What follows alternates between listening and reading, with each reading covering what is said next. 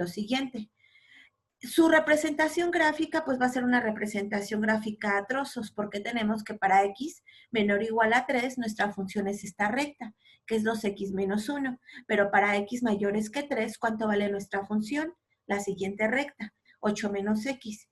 Cuando ustedes derivan, por el lado izquierdo de 3, que en este caso es la derivada de esta función, lo podemos hacer de forma directa, nos da 2. Y la derivada por la derecha, en este caso va a ser este comportamiento, 8 menos x, va a ser menos 1. Dada que las derivadas en ambos términos, para ambas partes de la función alrededor de 3 son diferentes, por lo tanto, ya puedo concluir algo.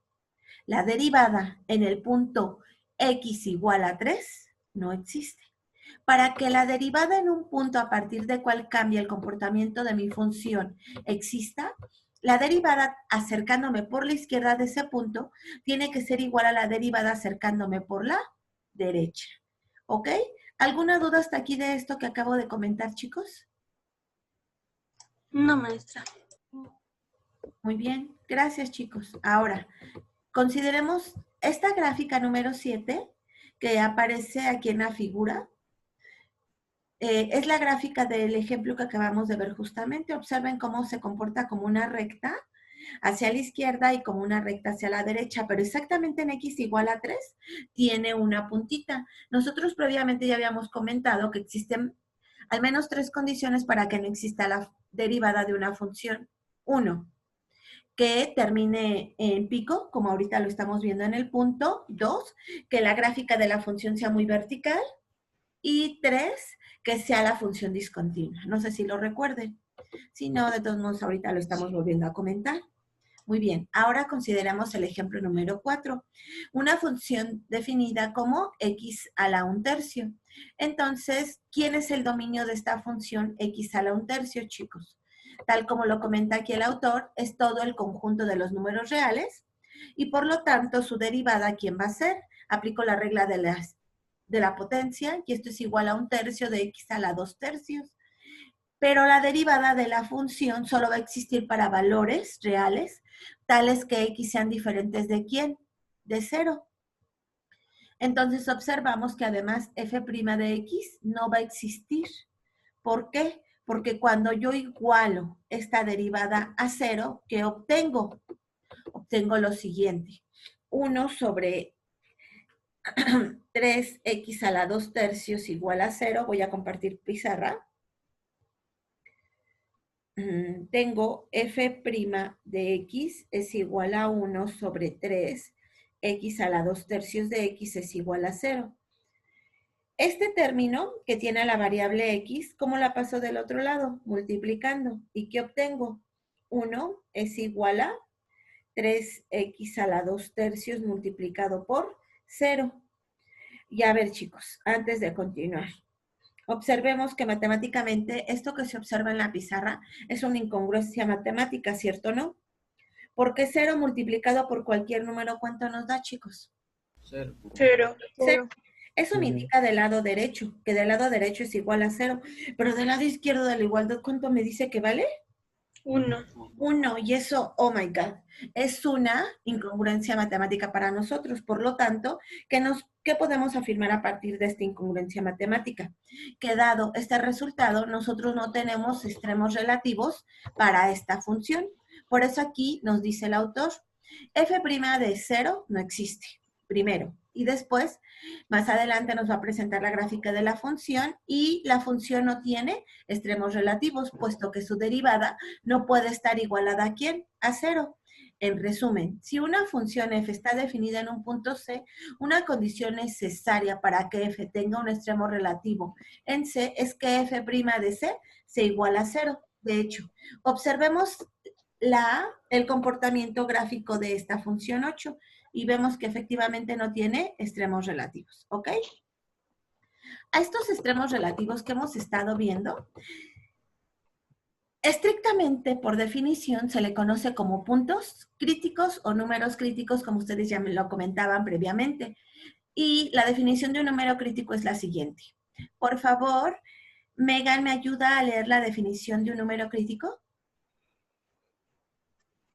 Hey, Elliot.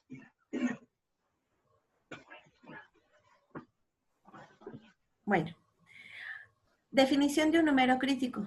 Si C es un número del dominio de la función f, y si f' de C es igual a 0, o f' de C no existe, entonces C es un número crítico.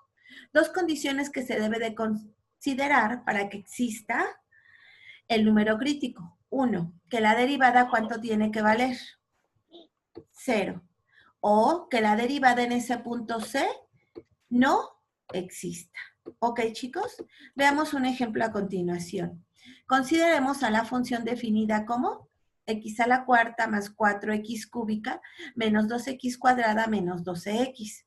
Y nos dice, inciso A, estime gráficamente una aproximación de décimos de los números críticos de f. Inciso B, confirme analíticamente la respuesta del inciso A. Ahora bien, como f de x es un polinomio, f' de x existe también para todo número. De hecho, nosotros sabemos por un teorema que revisamos al principio del curso que el dominio de esta función polinómica son todos los reales. Elliot, ven. Ay, perdón. Ok, entonces como su dominio son todos los reales, su derivada también va a ser un polinomio con un grado menor, ¿cierto o no? Tenemos un polinomio de cuarto grado, su derivada va a ser de tercer grado. Por lo tanto, por el teorema fundamental del álgebra va a tener 3 raíces y podríamos tener, ahorita vamos a ver, 3 candidatos a ser extremos relativos. Entonces nos dice, ¿qué vamos a hacer? Lo siguiente. Por lo tanto, los únicos números críticos son aquellos valores para los cuales f' de x es igual a ¿cuánto, chicos? A 0. Esto es, las coordenadas x de los puntos de la gráfica de f para los cuales la recta tangente es horizontal. Y nos dice, observemos la figura número 9, que es la gráfica de la función, trazada en el rectángulo en un intervalo de x de menos 10 a 10.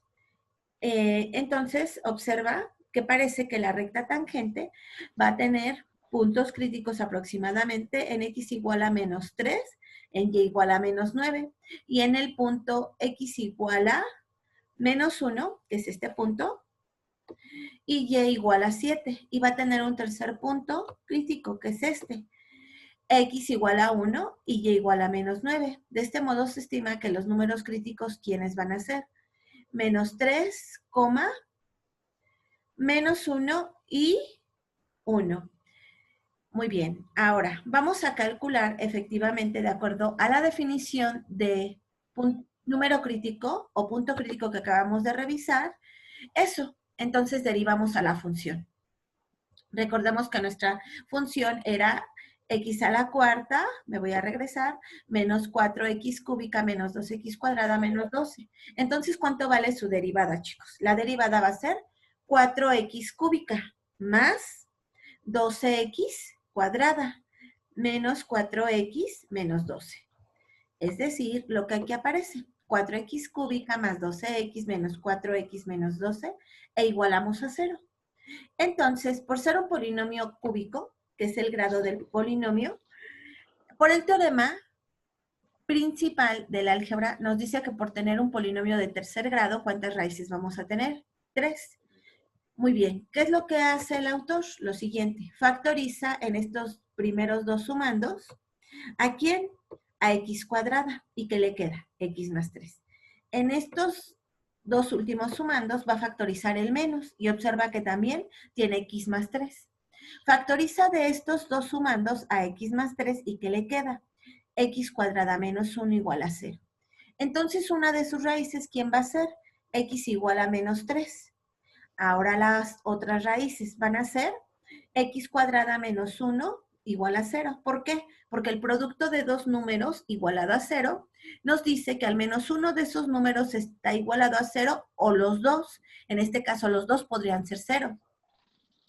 Igual a x cuadrada menos 1 a 0 y obtiene las siguientes dos raíces. ¿Quiénes van a ser las siguientes dos raíces? X igual a menos 1 y x igual a 1. Por lo tanto, confirma lo que supuso el autor en la primera parte a partir de la gráfica, que sus números críticos, ¿quiénes van a ser? X igual a menos 3, X igual a menos 1 y X igual a 1. ¿Alguna duda hasta aquí de esto que acabamos de determinar los números críticos de la función definida por x a la 4 tercios más 4 veces x a la 1 tercio?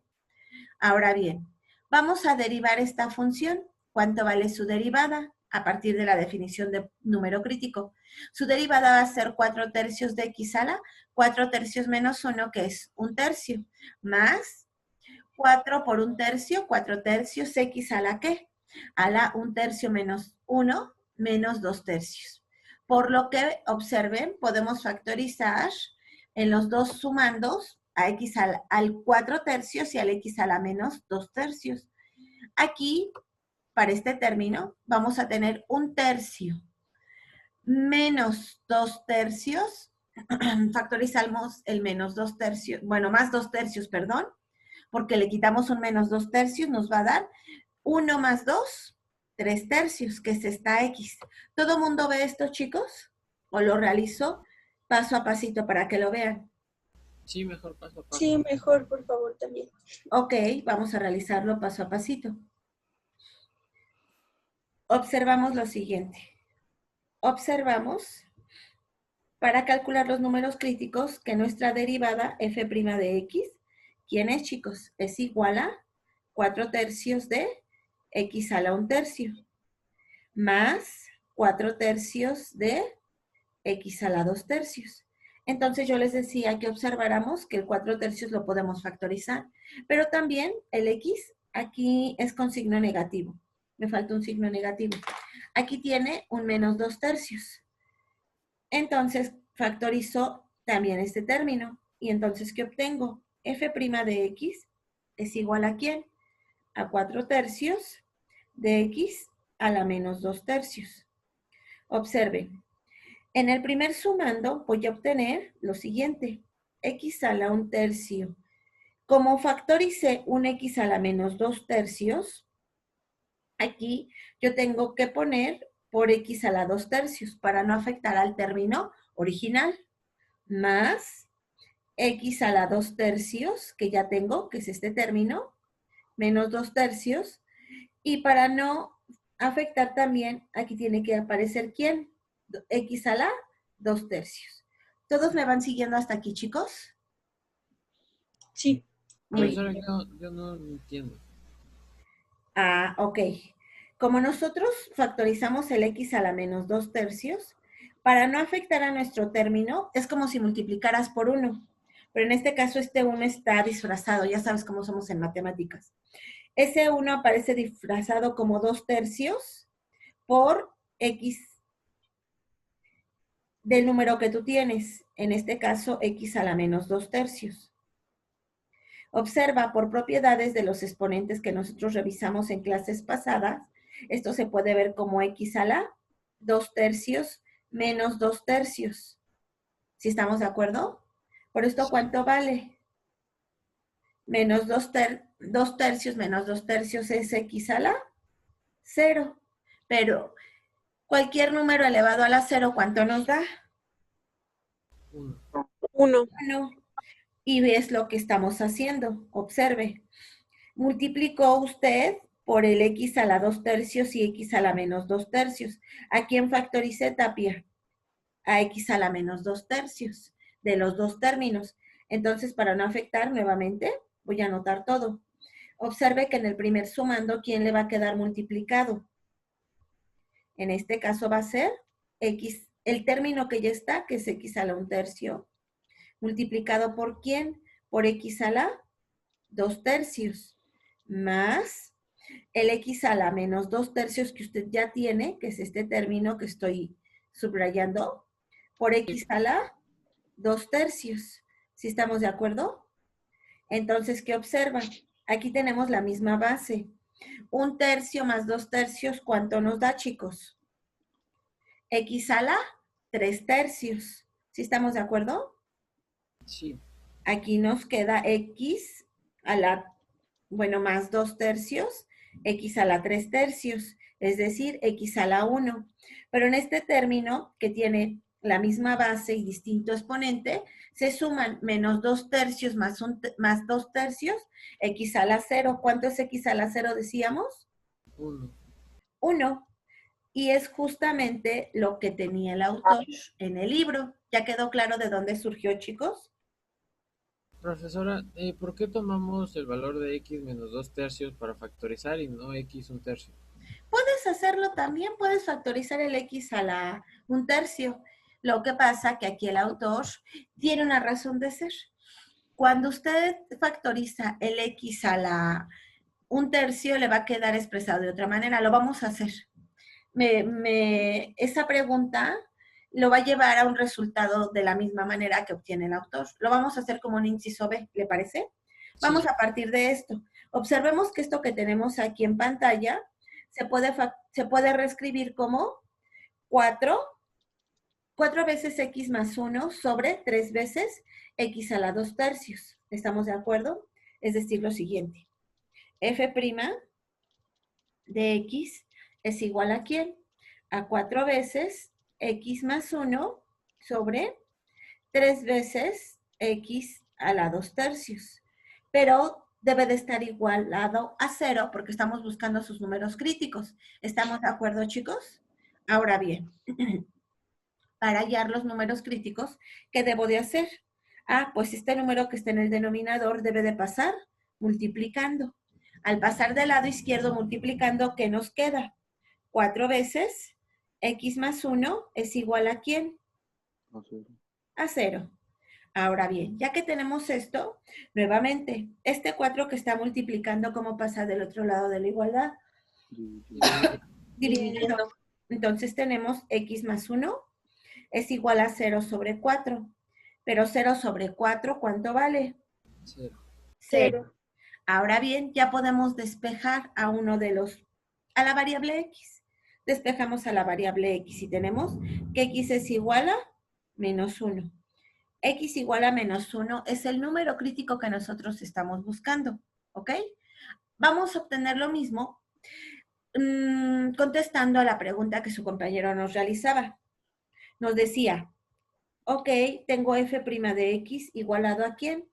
A 4 tercios de x a la 1 tercio más 4 tercios de x a la menos 2 tercios. Y su compañero nos decía, pues yo quiero factorizar x a la 1 tercio. Yo le digo, sí, se puede hacer. Factoricemos. Esto va a ser igual a ¿quién? A 4 tercios de x a la 1 tercio. Ok, como yo factoricé x a la 1 tercio, puedo multiplicar también por x a la menos 1 tercio, porque ya lo factoricé. Entonces, en este primer sumando, ¿cuánto me va a quedar? 1. Más, en este caso, ¿qué me va a quedar? X a la menos 2 tercios. Y como factoricé un x a la 1 tercio, ¿qué voy a hacer aquí? ¿Sí estamos de acuerdo? Le voy a restar un menos 1 tercio para que no esté afectado el término. Es otra manera de ver lo que yo realicé anteriormente. ¿Cuánto es x a la menos 2 tercios menos 1 tercio? 0. No, No es cierto. menos 2 tercios. Les queda menos 3 tercios. ¿Sí estamos de acuerdo? Pero menos 3 sobre 3, ¿cuánto nos da? Menos 1.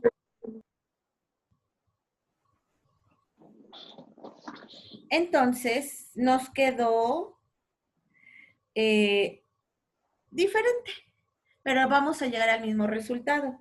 Ahora, f' de x, ¿a qué va a ser igual? Observemos que esto que está entre paréntesis se puede escribir, bueno, pongo 4 tercios de x a la 1 tercio multiplicado por 1 más. X a la menos 1 se puede escribir como 1 sobre x. ¿Estamos de acuerdo, chicos? ¿Y Sí. qué obtengo? Sí. Lo siguiente. F' de x es igual a 4 tercios de x a la 1 tercio que multiplica a 1 más 1 sobre x.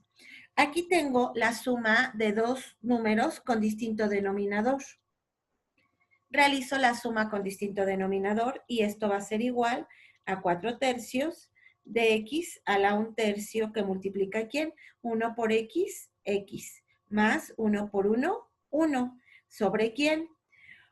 1 por x, x, ¿ok? Y observamos que el numerador y el denominador se pueden reducir. Este denominador lo voy a pasar, como tenemos la misma base, la voy a pasar al denominador y aquí en vez de tener solo x, que es 1, ese, como estaba la 1 tercio, pasa al denominador como 1 menos, ¿quién? 1 menos 1 tercio. ¿Cuánto es un entero menos 1 tercio? 2 tercios. ¿Estamos de acuerdo? Igual a 0. ¿Y no es lo que teníamos previamente? Fue x igual a menos 1. Y f' de x no existe para x igual a 0 en particular, porque observamos que la derivada quedó como este término que estoy encerrando, que es 4 veces x más 1 sobre 3, x a la 2 tercios. Y la derivada de esta función no existe para x igual a 0, porque es un cociente. Tanto menos 1 como 0 están en el dominio de f, por lo tanto los números críticos de f son menos 1 y 0. Ok, punto y aparte. Aquí aparecen otro ejemplo, vamos a analizarlo, porque es de funciones trigonométricas. Vamos a determinar los números críticos para esta función. Esta función es el producto de la función seno por coseno. Entonces, para hallar sus números críticos, de acuerdo a la definición que vimos, hay que derivar, ¿verdad, chicos? Pero antes vamos a ocupar una propiedad, una identidad trigonométrica que nos dice lo siguiente, que seno de 2x, ¿cómo se puede expresar? Como 2 veces seno de x por coseno de x. Entonces este 2 pasa dividiendo y nos queda que esa función g de x se puede escribir como un medio de seno de 2x. Ahora sí, g de x ya la podemos derivar, porque si no, así como estaba expresado acá arriba, tendríamos que derivar por regla del producto y eso, pues no es de que no nos guste derivar por regla del producto, pero si se puede expresar de una forma más simple, mejor. Ahora, esta nueva expresión la voy a derivar por regla de cadena y nos quedaría un medio, la derivada de la función seno, ¿vale? Coseno de 2x, por la derivada del argumento respecto de x, que ¿cuánto vale? 2. Entonces tengo 2 por un medio, 1, y nos queda que la derivada de g de x, ¿cuánto vale? Coseno de 2x. ¿Estamos de acuerdo hasta aquí, chicos? Ahora, yo tengo que para que exista la derivada de esta función, tengo que igualar a 0 esta función, g' igualado a 0. Entonces la pregunta sería, ¿cuándo mi función coseno de 2x es igual a 0? Y para ello yo voy a recordar la gráfica de la función coseno. La gráfica de la función coseno es una ondita que baja, sube, y su dominio son todos los reales. Entonces yo recuerdo que en particular en los puntos en donde el argumento es igual a 0, son cuando son igualados a pi medios. No sé si lo recuerden, chicos. El coseno, sí. Que es justamente lo que nos dice aquí el autor. Observen, como coseno de 2x es igual a 0, entonces ¿esto cuándo sucede? Cuando el argumento, que en este caso es 2x, es de la siguiente forma. Un medio de pi más k veces pi, es decir, donde k toma cualquier número dentro del conjunto de los reales, bueno, más bien dentro del conjunto de los números enteros, partiendo desde 0. Si k es igual a 0, coseno de 0 por 2 nos da 0. Si k vale 1, tendríamos un medio de pi más pi. ¿Cuánto es un medio de pi más pi? 3 medios de pi. Entonces, coseno de 3 medios de pi, ¿cuánto nos da? 0. ¿Ok? Entonces, así los números críticos de esta función, ¿quiénes van a ser? Seguro que es 0. Pregunta para todos. ¿Esto es válido para cualquier k? Hay que observar si si k es igual a 2, a 1, Aquí nos quedaría un entero más, más un medio, nos daría 3 medios. Pero como está multiplicado por 2, entonces sería coseno de 3pi. Pero coseno de 3pi no nos da 0, chicos. ¿Ustedes recuerdan su círculo unitario? Vamos a revisarlo. Su círculo unitario, ahorita se los esbozo, que sería algo como este. Entonces, en estos puntos que estoy poniendo, tanto arriba como abajo, es donde exactamente su función les va a dar 0, la función coseno. Pero en estos puntos con las flechitas hacia afuera, es donde es diferente de 0, ¿cierto o no? Entonces, aquí tiene que ser pi medios. Aquí, ¿cuánto tiene que ser? 3 medios de pi. Aquí, ¿cuánto? Si doy otra vuelta, ¿cuánto va a ser? 3 medios más pi medios nos da 5 medios de pi, más otro pi nos da 7 medios de pi y así consecutivamente. Entonces, en particular, observa que como mi argumento es 2pi, 2x, perdón, tiene que ser igual a un medio de pi. Entonces, tenemos que ir sustituyendo aquí números en donde mi argumento, al final, ¿cuánto sea? Un múltiplo de pi medios. Entonces, para k igual a 1, no nos da. ¿Qué pasa para k igual a 2? Para k igual a 2, ¿cuánto tenemos? Para k igual a 2 tendríamos 2pi. 2pi más un medio de pi, ¿cuánto nos da eso? 2pi medios. 2 medios. Bueno, son 2 enteros que se puede ver como 4 medios más un medio, 5 medios de pi. 5 medios. Pero multiplicado por el 2, chicos, nos da 5pi. Entonces tampoco va a ser 0. Entonces, ¿qué es lo que observa el autor? Lo siguiente, que entonces yo debo de proponer a mi argumento de una forma diferente. Es decir, si yo tomo el término, el primer sumando como pi cuartos más pi medios, ahí sí me va a dar un múltiplo de pi medios. Muy bien, consideramos k igual a 0. Si k igual a 0, entonces aquí vamos a tener coseno, aquí sería 2 por un cuarto de pi más, en este caso nos dio 0. Y eso nos quedaría como 2 sobre 4 pi, nos quedaría pi medios. ¿Sí están de acuerdo? Repito, y mejor lo escribo. Si considero no mi argumento como un medio de pi más 2, lo que hizo fue pasar este 2 dividiendo, chicos. Cuando lo pasan dividiendo, este término, ¿cómo les queda? 1 sobre cuarto más k sobre 2 pi medios. Para ese caso, entonces, sí van a tener que su argumento, ¿cuánto va a valer? Un múltiplo de pi medios. Y como va a ser un múltiplo de pi medios, por lo tanto, coseno de 2x va a ser igual a 0, ¿ok?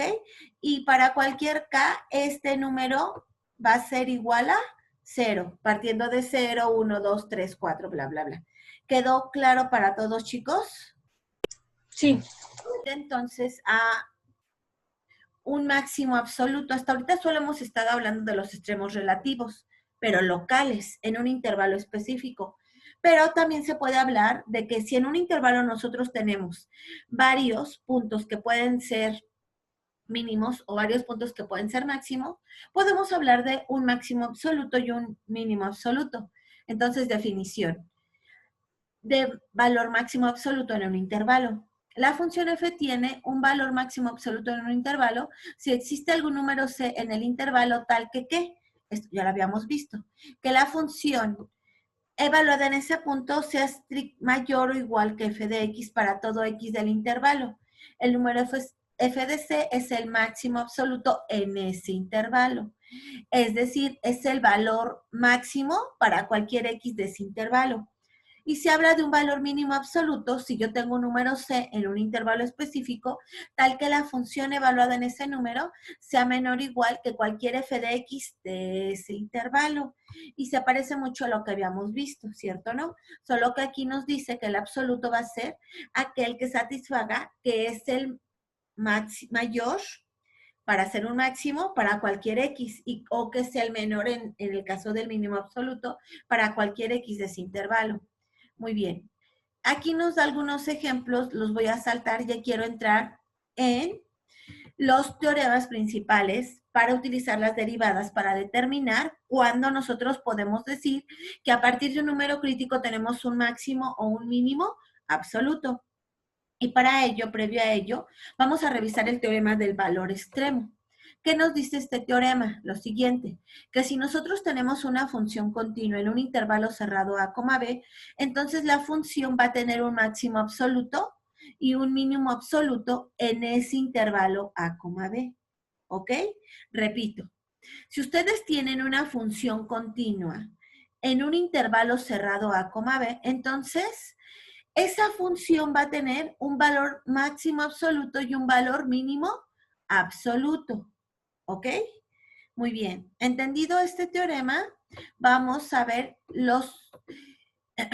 vamos a ver, no voy a ver ejemplos, me voy a saltar esta parte. Vamos a ver los siguientes teoremas.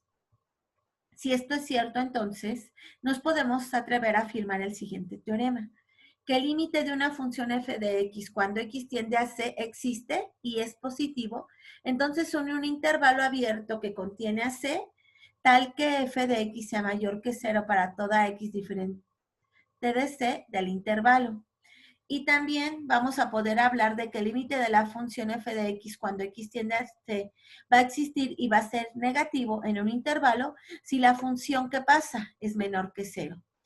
Dos incisos importantes que tiene este teorema. Uno, que el límite de esta función va a ser positiva si la función es de qué forma, f de x mayor que 0, es decir, va creciendo. Y el límite de la función f de x cuando x tiende a c va a ser negativa si la función va a ser menor que 0, es decir, va a ir decreciendo. Aquí el autor demuestra este teorema utilizando lo que vimos nosotros previamente de la definición de límite. Para fines prácticos, chicos, todo esto lo estoy tomando, no lo olviden, de Leighton. El autor, el matemático francés Michel Rolle, demostró precisamente el teorema del Rolle. ¿Y qué nos dice? Demostró que si una función f es continua en un intervalo cerrado a, b y diferenciable en el intervalo abierto, y f de a y f de b son iguales a 0, es decir, tienen una función, son iguales a 0, entonces existe un número c entre esos dos puntos, a y b, tal que f' de c se iguala a 0, es decir, lo que veíamos hace unos minutos, es un número, es un extremo relativo o en particular es un punto, un número crítico. ¿Ok? Eso es lo que nos dice el teorema del Rolle. Vamos a enunciarlo específicamente. Teorema del Rolle. Sea f una función tal que, 1, es continua en el intervalo cerrado. 2, es diferenciable en el intervalo abierto. 3, f de a es igual a 0 y f de b es igual a 0. Entonces existe un número c en el intervalo abierto tal que la derivada es igual a 0. De este sí vamos a ver demostración, porque va a ser parte de lo que vamos a utilizar para el teorema del valor medio, que es el que justamente nos lleva al criterio de la primera derivada. Entonces, caso 1. F de x es igual a 0 para toda x del intervalo cerrado. Entonces, f' de x tiene que ser igual a 0. Si f de x es igual a 0, f' de x es igual a 0 para toda x del intervalo abierto. Por lo tanto, cualquier número entre a y b puede considerarse como ¿quién? Como c. Caso 2. F de x es diferente de 0 para algún valor x en el intervalo a, b. Como f es continuo en el intervalo cerrado, entonces por el teorema del valor extremo que acabamos de revisar hace unos minutos, f tiene un valor máximo absoluto en a, b, o un valor y un valor mínimo absoluto en este intervalo cerrado. Entonces, de 3 vamos a tener que f de a es igual a 0 y f de b es igual a 0. Además, f de x es diferente de 0 para algún valor de x en el intervalo a, b. En consecuencia, f tendrá un máximo absoluto positivo en c subíndice 1 en el intervalo abierto, o un valor mínimo absoluto que va a llamar c subíndice 2 en el intervalo abierto, o puede tener ambos. por el teorema del valor extremo. Así, para cada C igual a C subíndice 1 o C igual a C subíndice 2, según sea el caso, ya sea máximo o mínimo absoluto, existe un extremo absoluto en un punto interior del intervalo A, B. Por lo tanto, el valor extremo absoluto f de x es también un extremo relativo. Y como f' de C existe por hipótesis, se deduce por el teorema anterior que revisamos que f' de C, ¿cuánto vale, chicos? 0. Y con esto acabamos de demostrar el teorema. ¿Se dio? Leamos. Teorema del valor medio. Sea f una función tal que, importantísimo, que tiene que ser continua en el intervalo cerrado, pero que tiene que ser diferenciable en el intervalo abierto. Entonces existe un número c en el intervalo abierto tal que ¿qué? Tal que la derivada en ese punto c sea igual a ¿quién, chicos? A f de b menos f de a sobre b menos a. Muy bien. Aquí nos comenta el autor que antes de demostrar este teorema, esto se interpreta geométricamente de la siguiente forma. Observen que f de b menos f de a sobre b menos a se parece mucho a la definición de la derivada, ¿cierto o no, chicos? Sí. En realidad, eso es la pendiente de una recta secante. Observen, aquí toma dos puntos, A y B, y nos dice sus coordenadas. ¿Quiénes son sus coordenadas? A, f de A y B, f de B. Entonces, si yo escribo la ecuación de esta recta en su forma pendiente, ¿quién va a ser? F de B menos F de A sobre B menos A. ¿Cierto o no? Cierto. Eso es lo que va a ocupar a continuación para hacer la demostración. Solo quería hacer énfasis en que observemos que a diferencia de lo que veíamos en el caso del teorema del rol, aquí su recta secante, su recta tangente, la pendiente, no está a la misma altura, porque recordemos que por teorema del rol estaban a una misma altura, porque f de A y f de B tenían el mismo valor. Aquí no, aquí pueden ser diferentes. Entonces, demostración del teorema. Una ecuación de la recta que pasa por dos puntos se puede expresar justamente por lo que les decía. Y menos f de a igual a f de b menos f de a sobre b menos a por x menos a. ¿Estamos de acuerdo? En particular, y se puede expresar como ¿quién? Esta es la ecuación de la recta. Como y igual a f de b menos f de a sobre b menos a. Esta es la pendiente de la recta. X menos a y f de a, ¿quién va a ser? La ordenada al origen. Ahora, si f de b, f de x mayúscula mide la distancia vertical entre el punto x y f de x de la gráfica de la función y el punto corresponde a una recta secante que pasa por A, entonces f de x ¿a qué va a ser igual? A lo siguiente, a f de x menos f de b menos f de a sobre b menos a por x menos a menos f de a. Y vamos a ver que esta f mayúscula o ecuación 1 satisface las tres condiciones del teorema del rol. Bueno, de las hipótesis del teorema del rol. F de x es continua en el intervalo cerrado. ¿Por qué? Por lo siguiente.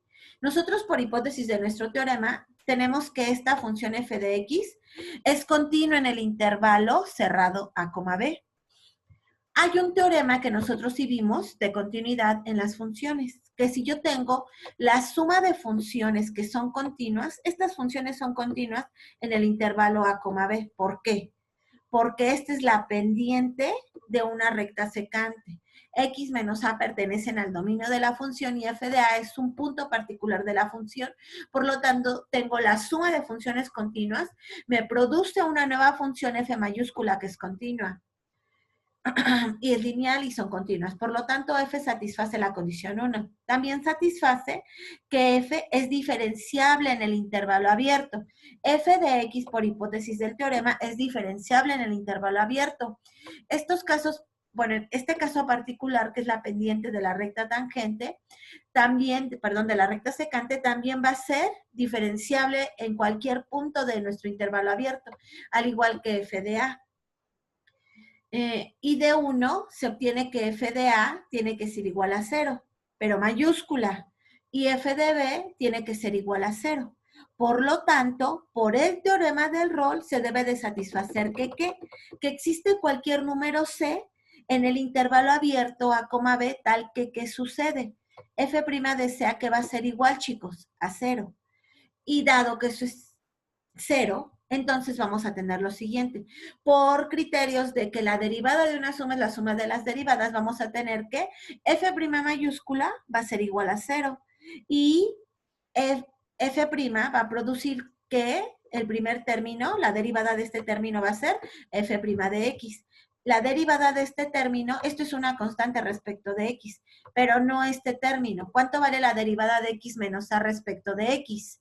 1, por lo que nos queda este x. Y la derivada de esta función f de a respecto de x no depende de x, por lo tanto vale 0. De modo que obtenemos que en particular, si yo tomo a un punto C específico de mi intervalo A, B, obtengo que ¿qué? Que f' de C va a ser igual a f' minúscula de C menos f de B menos f de A sobre B menos A. Y del lado izquierdo, dado que estoy evaluando en un punto específico C, ¿cuánto vale por el teorema del rol? 0. En particular, f' de C va a ser igual a B menos. Va a ser igual, bueno, 0 es igual a f' de C menos despejo de esta igualdad. En particular, obtengo que eso se obtiene si y solo si f' de C es igual a B menos A sobre B, f de B menos f de A sobre B menos A. ¿Dudas de esto que acabamos de ver? Ejemplo número 1. Tengo a la función f de x igual a 4x cúbica menos 9x. Muy bien. Para este problema, ¿qué voy a obtener? Primero va a verificar que se cumplen las 3 condiciones del teorema del rol. 1. Calcula primero sus números críticos. ¿Cuánto vale la derivada de esta función? 4 por 3, 12x menos 9 igual a 0. Al igualar a 0, ¿qué va a obtener? Ahorita vamos a dividir por intervalos y vamos a entender por qué. Obtiene lo siguiente. Va a factorizar el término 4 para los dos sumandos y obtiene 4. Esperen. 4 por x por x. Bueno, antes de continuar. ¿Cuánto vale f de x? F de x por hipótesis vale 4x cúbica menos 9x. ¿Cuánto vale su derivada para calcular los números críticos? Esto vale 12x cuadrada menos 9 igual a 0. ¿Hasta aquí estamos de acuerdo? ¿Qué voy a hacer? Recordemos que para calcular los números críticos igualo la derivada a 0 o considero los puntos donde mi función no está definida, la derivada. En este caso solo voy a igualar a 0. Despejo de aquí a la variable x, es decir, x cuadrada es igual a 9 sobre ¿quién? Sobre 12. Despejo nuevamente, x es igual a más menos la raíz cuadrada de 9 sobre ¿quién, chicos? Sobre 12. Recordemos que por propiedades de la raíz cuadrada, esto es la raíz cuadrada de 9 sobre la raíz cuadrada de ¿quién? De 4. ¿Estamos de acuerdo, chicos? Aquí no es 4, de 12. ¿Cuánto vale la raíz cuadrada de 9? 3. Ok. Sí, muy bien, gracias. La raíz cuadrada de 9 es 3, pero la raíz cuadrada de 12 se puede escribir como el producto de 4 por 3. ¿Sí estamos de acuerdo? 4 por 3, 12. Y también por propiedades de las raíces, raíz cuadrada, esto se puede ver como la raíz cuadrada de 4, la raíz cuadrada de 3. ¿Sí estamos de acuerdo, chicos? Sí. ¿Cuánto vale la raíz cuadrada de 4? 2. 2. 2. Entonces, esto se puede escribir como 3 medios de 1 sobre la raíz cuadrada de 3. Es decir, yo tengo dos números críticos. ¿Quién va a ser mi primer número crítico? Menos 3 medios de la raíz cuadrada de 3. O bien, si aquí yo racionalizo, multiplico y divido sobre la raíz cuadrada de 3, voy a obtener lo siguiente. raíz cuadrada de 3 sobre 2. Es decir, multiplico y divido sobre raíz cuadrada de 3. En el denominador, raíz cuadrada de 3 por raíz cuadrada de 3 me da 3. 3 sobre 3, 1. Y esto al final me queda como raíz cuadrada de menos raíz cuadrada de 3 sobre 2. Y mi segunda raíz, ¿quién sería? Más raíz cuadrada de 3 sobre 2. Estos dos números que acabamos de obtener, chicos, de acuerdo a los teoremas que hemos revisado y a las definiciones, serían nuestros números críticos. ¿Estamos de acuerdo? Ahora bien, recordemos que mi función original es f de x igual a ¿cuánto? 4x cúbica menos 9x. ¿Estamos de acuerdo? ¿Quién es el dominio de esta función, chicos? Todos los reales. Todos los reales. Todos los reales. O bien el intervalo abierto que va desde el conjunto de menos infinito a infinito. Pero yo obtuve dos números críticos. ¿Qué es lo que voy a hacer con el dominio de mi función? Dividirlo, porque voy a hacer el estudio sobre ese nuevo intervalo dividido. Es decir, esto se va a poder escribir también de menos infinito a qué valor. Mi primer valor crítico es menos raíz de 3 sobre 2. Entonces divido mi intervalo de menos infinito a menos raíz de 3 sobre 2. Unión, ¿quién? Menos raíz de 3 sobre 2. Y el segundo punto, ¿quién sería? Raíz de 3 sobre 2. Unión, ¿quién? Raíz de 3 sobre 2, ¿hasta dónde? Hasta infinito. Es decir, yo hice lo siguiente. Toda esta recta que voy a poner a continuación es todo mi dominio que va desde menos infinito hasta infinito. Ahora bien, yo tengo aquí en medio el 0. A mi izquierda no es el valor exactamente ubicado, pero nos da una idea de cuáles son estos valores. Aquí tengo el valor de menos raíz de 3 sobre 2. Aquí tengo el valor a la derecha del 0 de raíz de 3 sobre 2. Y yo dividí mi dominio de la siguiente forma. De menos infinito ¿a dónde? A menos raíz de 3 sobre 2. En este segundo intervalo lo dividí de menos raíz cuadrada, de menos raíz de 3 sobre 2 a más raíz de 3 sobre 2. Y finalmente de raíz de 3 sobre 2 a infinito. ¿Ya se dieron cuenta? Sobre el intervalo de menos, aquí le faltó raíz. No sé si se haya equivocado él o yo me equivoqué. No, no me equivoqué. Bueno, hay que ver por qué él obtuvo como puntos críticos a menos 3 medios y a 3 medios, pero no da eso. Hay una equivocación, pero bueno, ok. Entonces, hace el estudio sobre esos intervalos y dice, de modo que hay un C', hay una C en ese intervalo, tal que la derivada, ¿cuánto va a valer ahí? 0. Nosotros obtuvimos esos valores C específicos. ¿Cuáles son esos valores específicos? Los que yo les decía, menos raíz de 3 sobre 2 y más raíz de 3 sobre 2. Es ahí donde su derivada vale ¿cuánto, chicos? 0. Con esto ya vimos la definición de lo que es justamente la aplicación. Toma la función x cúbica menos x cuadrada menos 2x, va a verificar que se obtiene, va a verificar el teorema del valor medio. Toma el siguiente intervalo. ¿Qué intervalo? 1,3. Entonces, en este intervalo 1,3 debe de existir un f' de c, tal que f de 3 menos f de 1 sobre 3 menos 1, ¿cuánto tiene que valer, chicos? 0. Entonces, ¿qué es lo que hace?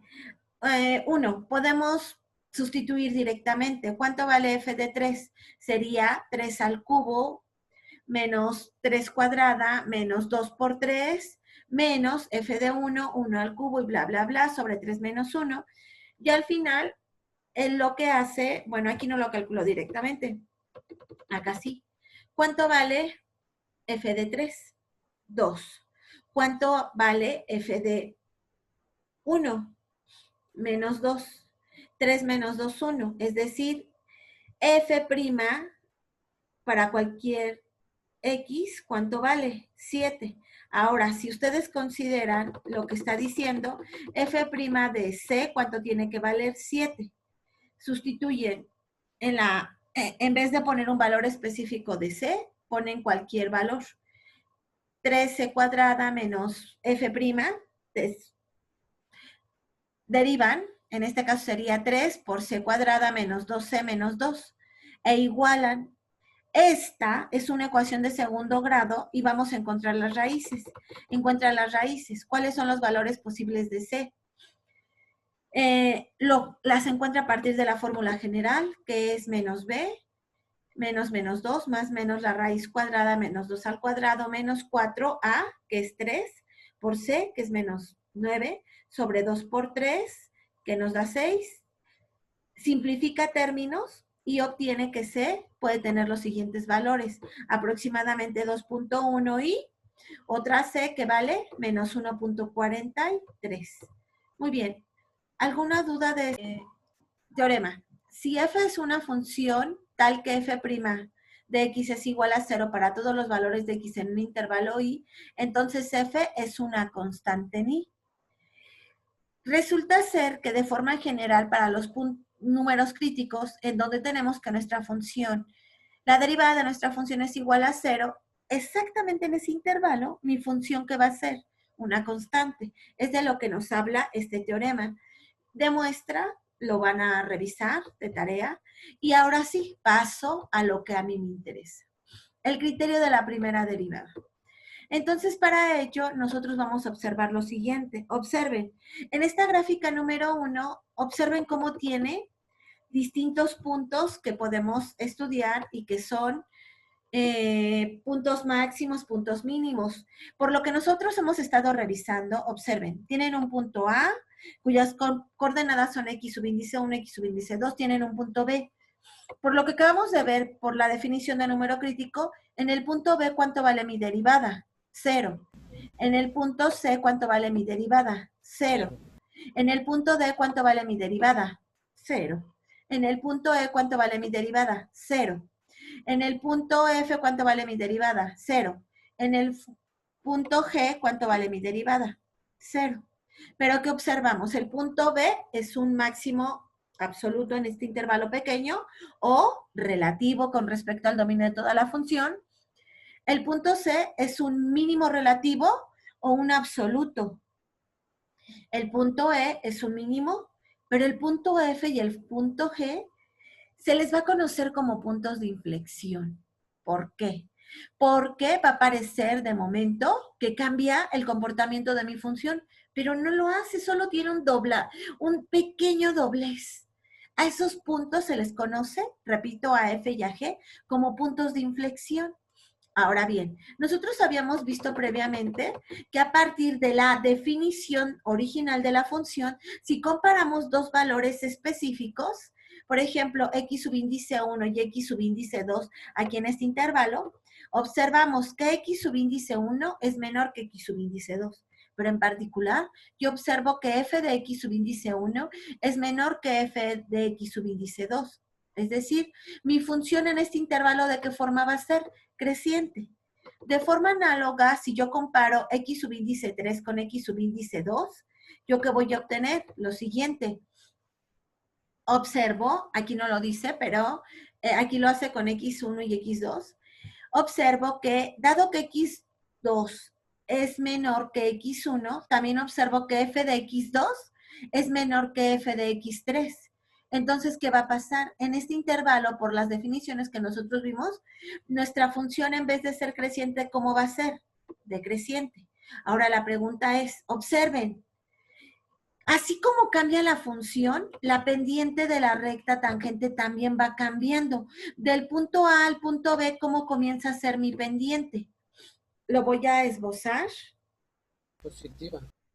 del punto A al punto B, la pendiente va a cambiar de forma, como lo dice su compañero Uriel, positiva. Del punto B al punto C, ¿cómo va a cambiar mi pendiente? De forma negativa. Y es justamente lo que nos va a decir precisamente parte de lo que es el criterio de la primera derivada. Observen, nos dice, sea f una función continua en el intervalo cerrado, diferenciable en el intervalo abierto, e inciso 1. F' de x es mayor que 0 para toda x que pertenece al intervalo abierto. Entonces, ¿qué voy a decir de mi función? F va a ser creciente en el intervalo cerrado. Pero, sin embargo, si mi derivada de mi función es menor que 0, para toda x que pertenece al intervalo abierto, entonces f va a ser ¿de qué forma? Decreciente. ¿Ok? Ahora sí, veamos un ejemplo. Ejemplo 1. Mi función está definida por el polinomio de tercer grado x cúbica menos 3x cuadrada. ¿Cuánto vale la derivada, chicos? 3x cuadrada menos 6x. Ahora, ¿qué es lo que voy a hacer? Aquí, básicamente, lo que él quiere hacer con este es calcular los números críticos. Iguala esta derivada ¿a quién? A 0. F' de x es igual a 3x cuadrada menos 6x. Cuando yo igual a 0, ¿qué obtengo? Aquí no lo hace paso a pasito, nosotros sí. Obtengo lo siguiente. F' de x es igual a 3x cuadrada menos 6x igual a 0. ¿Quiénes? Puedo factorizar 3x de ambos términos. 3x que multiplica ¿a quién? A x cuadrada menos 2 igualado ¿a quién, chicos? A 0. Ahora bien, tengo que el producto de estos dos números está igualado Pero a sería 0. 3x por x menos 2, ¿no? Ah, sí, gracias. Entonces, ¿qué tendríamos? Que al menos uno de ellos es 0. 3x o los dos es igual a 0. De aquí, ¿qué obtengo? Que mi primer número crítico, ¿quién va a ser? 0. El siguiente número, x menos 2 también es igual a 0. ¿Esto qué implica? Que x es igual a ¿cuánto? A 2. ¿Quién va a ser mi segundo número crítico? 2. Recordemos que mi función original, ¿quién era? F de x igual a x cúbica menos 3 veces x cuadrada. ¿Sí era así, chicos? ¿Quién es el dominio de esta función, chicos? Todos los reales. Todos los reales. Entonces, como son todos los reales, voy a dividir a mi intervalo considerando estos números críticos. En este caso, va desde menos infinito hasta más infinito. Ahora sí pasa por 0 y mi segundo número crítico es 2. Entonces voy a realizar un estudio del comportamiento de mi función a partir de menos infinito, ¿hasta dónde? Hasta 0. Este es mi primer intervalo A, B. ¿Quién va a ser mi segundo intervalo? De 0 2. a 2.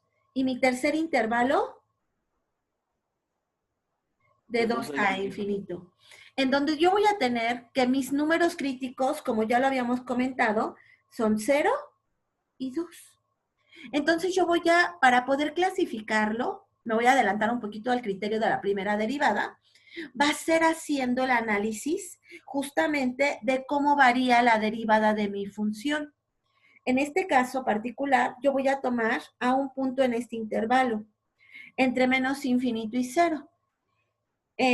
Como buena química, pues voy a tomar algo simple, sin considerar los extremos, solo algo que quede dentro del intervalo. Recuerden que existe un número C en donde f' es igual a 0. En este caso voy a considerar un punto, cualquiera. Voy a tomar menos 1. Para x igual a menos 1, y voy a sustituir en la derivada y voy a ver si mi función es creciente. En este caso, recordemos que f' de x nos dio un valor de 3x cuadrada menos 6x. F' de menos 1, ¿cuánto vale? 3 por menos 1 al cuadrado, 1. 3 por 1, 1. Menos 6 por menos 1 nos da menos 6 por este menos más 6. Es decir, aquí voy a obtener 3 más 6, ¿cuánto nos da? 9.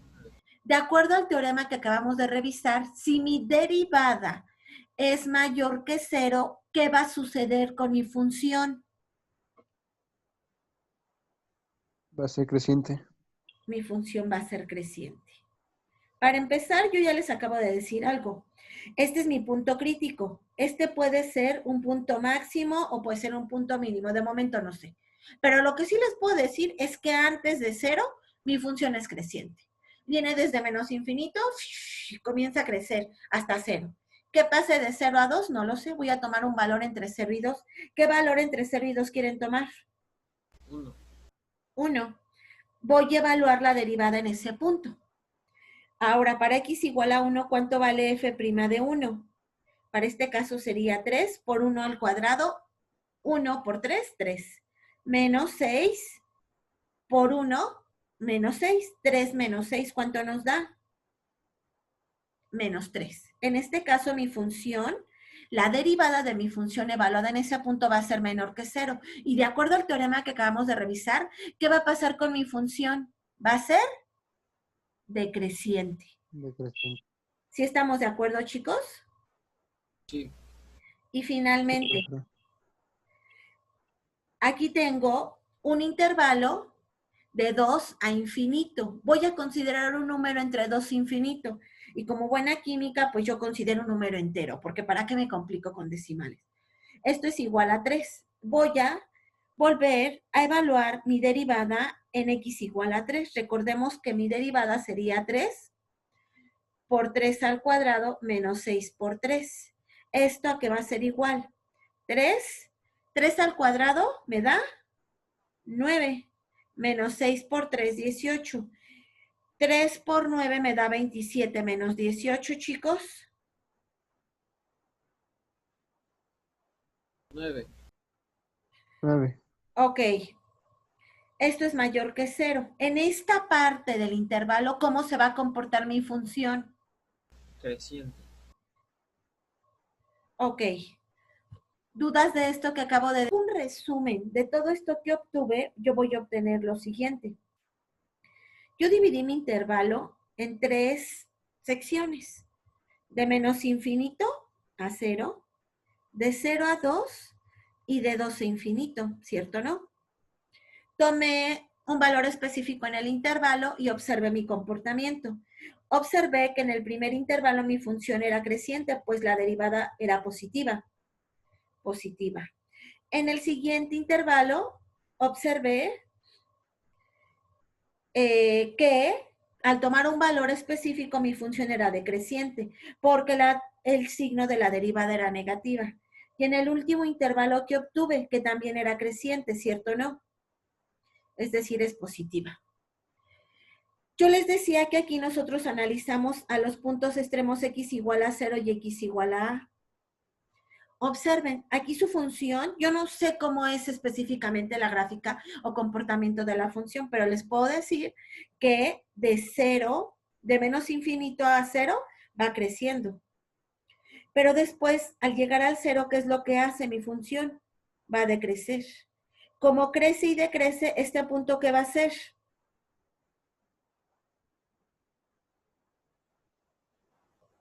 Máximo local.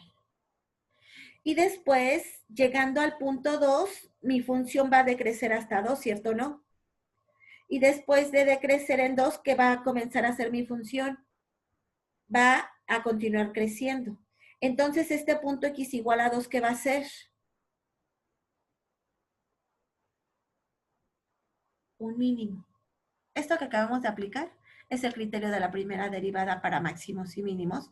Y para poder decir el comportamiento de la función en intervalos específicos a partir de estos números críticos. Teorema del criterio de la primera derivada para extremos relativos. Consideremos una función continua en todos los puntos del intervalo abierto que contienen el número c y suponga que f' existe en todos los puntos del intervalo abierto a coma B, excepto posiblemente en C, porque es la definición de número crítico. Ahora bien, si f' de x es mayor que 0 para todos los valores de x en algún intervalo abierto que contenga C, su extremo derecho, y si f' es menor que 0 para todos los intervalos que contengan a un intervalo abierto, que contengan a C, que es su extremo izquierdo, entonces f que va a tener un máximo relativo, que era lo que yo les decía. Observen la figura 3. Para que sea un máximo relativo, en este caso este va a ser un máximo relativo, el signo de su derivada debe de pasar de ser mayor a ser, ¿qué cosa? Menor. A la izquierda del intervalo tiene que ser mayor, a la derecha del valor C tiene que ser menor la derivada. ¿Ok? Inciso 2. Si f' de C para todos los valores de x en un intervalo abierto que contenga C, como su extremo derecho, es menor que 0 y a la izquierda, perdón, y f' de x es mayor que 0 para todos los valores de x que contenga C como su extremo izquierdo, entonces f que va a tener un mínimo relativo. Es decir, observen la figura. El signo de la derivada varía de ser menor a ser mayor. Y observen cómo este valor C va a ser un ¿qué? Un mínimo relativo. ¿Ok? ¿Alguna duda?